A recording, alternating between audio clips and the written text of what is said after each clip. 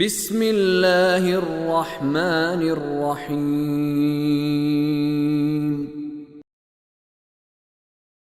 ولا تطرد الذين يدعون ربهم بالغداة والعشي يريدون وجهه ما عليك من حسابهم من شيء وما من حسابك عليهم من شيء فتطردهم فتكون من الظالمين وكذلك فتنا بعضهم ببعض ليقولوا أهؤلاء من الله عليهم من بيننا أليس الله بأعلم بالشاكرين وإذا جاءك الذين يؤمنون بآياتنا فقل سلام عليكم كتب ربكم على نفسه الرحمة أنه من عمل منكم سوءا بجهالة ثم تاب من بعده وأصلح فأنه غفور رحيم۔ 52۔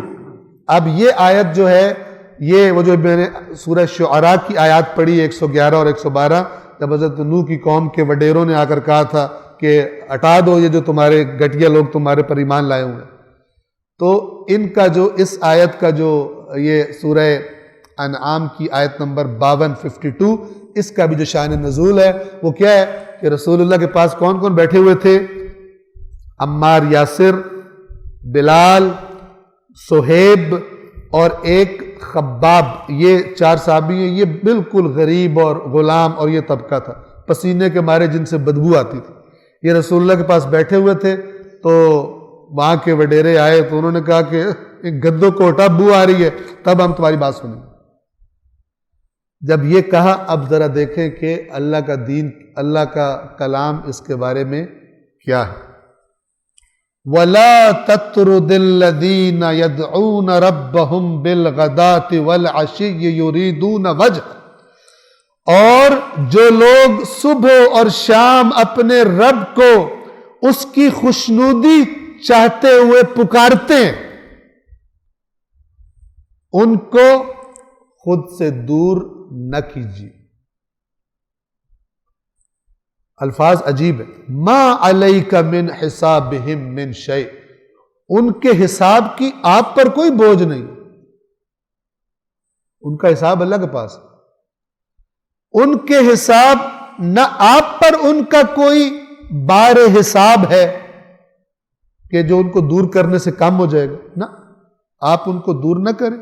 وَمَا مِنْ حِسَابِكَ عَلَيْهِمْ مِنْ شَيْءٍ، اور نہ ہی آپ کا کوئی بار حساب ان پر ہے کہ جو ایک دوسرے سے دور ہونے سے مسئلہ کوئی حل ہوگا۔ ان کو جو صبح و شام اپنے رب کو پکارتے ہیں، اس کی رضا چاہتے ہوئے، طلب کرتے ہوئے، آپ ان کو طرد کرنا کسے کہتے ہیں؟ وَلَا تَطْرُدْ، طرد کرنا کہتے ہیں اب خود سے دور کر دینا، اپنی محفل سے نکال دینا، نہ کیجیے۔ فَتَطْرُدَهُمْ، تو آپ انہیں کہیں آپ انہیں دور کر دیں، طرد کر دیں، فَتَكُونَ مِنَ الظَّالِمِينَ، تو ایسا کر کے آپ ظالموں میں سے ہو جائیں۔ حضرت نوح نے سورہ ہود میں جب قصہ بیان کیا، وہاں پہ حضرت نوح نے کہا تھا اپنے قوم کے وڈیروں کو کہ اگر میں ان کو دور کر دوں تو اللہ کے عذاب سے مجھے کون بچائے گا؟ خدا کا قانون یہ ہے، دنیاوی حیثیت زیادہ ہو، اس کے مطالبے پہ کسی غریب کو پیچھے کر دیا جائے۔ اللہ کا نبی کہہ رہا ہے، صاحب شریعت نبی، کہ اگر میں ان کو پیچھے ہٹا دوں تمہیں خوش کرنے کے لیے تو اللہ کے عذاب سے مجھے کون بچائے گا؟ یہ قانون پروردگار۔ 53۔ وَكَذَلِكَ فَتَنَّا بَعْضَهُمْ بِبَعْضٍ، اور اسی طرح ہم نے کچھ لوگوں کو کچھ لوگوں کے ذریعے آزمایا ہے، یعنی امیروں کو غریبوں کے ذریعے آزمایا ہے کہ تمہیں اگر زیادہ خدا نے دیا تو تم ان کو گھٹیا سمجھو، ان کی توہین کرو، ان کے پاس نہ بیٹھو جا کر۔ اور اسی طرح ہم نے ان میں سے بعض کو بعض کے ذریعے آزمائش میں ڈالا ہے، لِيَقُولُوا، تاکہ یہ کہیں، أَهَؤُلَاءِ مَنَّ اللَّهُ عَلَيْهِمْ مِن بَيْنِنَا، یہ وہ لوگ ہیں ہمارے درمیان سے جن پر اللہ نے احسان کیا ہے۔ یہ طنز کا جملہ ہے، ٹھیک ہے؟ مطلب رسول اللہ کہہ رہے تھے کہ جو ایمان لائیں ان پر اللہ کا احسان ہے، مومن کہتے تھے ہم پہ اللہ کا احسان ہے، یہ امیر کہہ رہے ہیں یہ جن پر اللہ نے احسان کیا گھٹیا لوگ جنہیں نہ کھانے کا ملتا ہے نہ جنہیں کوئی لفٹ کراتا ہے. ہم نے بعض کو بعض کے ذریعے آزمایا ہے تاکہ پھر یہ ایسی باتیں کریں کہ یہ وہ جن پر ہمارے درمیان اللہ نے احسان کیا. کیا کہنا چاہ رہے ہیں؟ احسان تو ہم پر ہے، جن کا مال دیکھو، جن کی شان دیکھو، جن کے پیچھے بندے چلتے ہیں، یہ کہہ رہے ہیں ہم پر احسان کیا. احسان ایسا ہوتا ہے. الیس اللہ باعلم بالشاکرین، کیا اللہ سب سے بہتر نہیں جانتا شکر گزاروں کو؟ وہ تم نہیں ہو، وہ یہی کہ جنہوں نے اس ہدایت کی نعمت کو مان کر شکر گزاری کی ہے، اور تم نے ہدایت کی نعمت آ جانے کے بعد ناشکری کی ہے. اللہ بہتر جانتا ہے کون شکر گزار ہے. تم نہ بتاؤ کس پر احسان ہے اور کس پر احسان نہیں ہے. تم ظاہری دنیا کی نظروں سے دیکھتے ہو جبکہ اللہ حقیقتیں بتاتے. اب دیکھیے اگلی آیت دیکھیے. کفار مطالبہ کرتے تھے ان کو دور کرو، کیونکہ یہ کون لوگ ہیں؟ اور اللہ تبارک و تعالیٰ نے پہلے رسول پاک سے فرمایا کہ آپ نے ان کو بالکل دور نہیں کرنا اپنے آپ سے، اور اس آیت میں کہا جا رہا ہے کہ آپ نے ان کا احترام کرنا. آپ نے ان کا، یعنی ایسا نہ ہو کہ مطلب ان کے احترام میں کوئی کمی ہو. اور احترام کی ایک جو شکل ہے وہ کیا ہوتی ہے؟ جو جس کا احترام کرتا ہے اس کو پہلے سلام کرتا ہے. تو عجیب ہے. اب دیکھیے کہ رسول اللہ سے کہا جا رہا ہے کہ سنیں، وَإِذَا آیت نمبر 54 وَإِذَا جَاءَكَ الَّذِينَ يُؤْمِنُونَ بِآيَاتِنَا، اور جب آپ کے پاس آئیں وہ لوگ جو ہماری آیات پر ایمان رکھتے ہیں، فَقُلْ سَلَامٌ عَلَيْكُمْ، تو آپ ان سے کہیں تم پر سلامتی ہو. آپ ان کو کیا کہیں؟ فَقُلْ سَلَامٌ عَلَيْكُمْ. یہ کیوں احترام دیا جا رہا ہے؟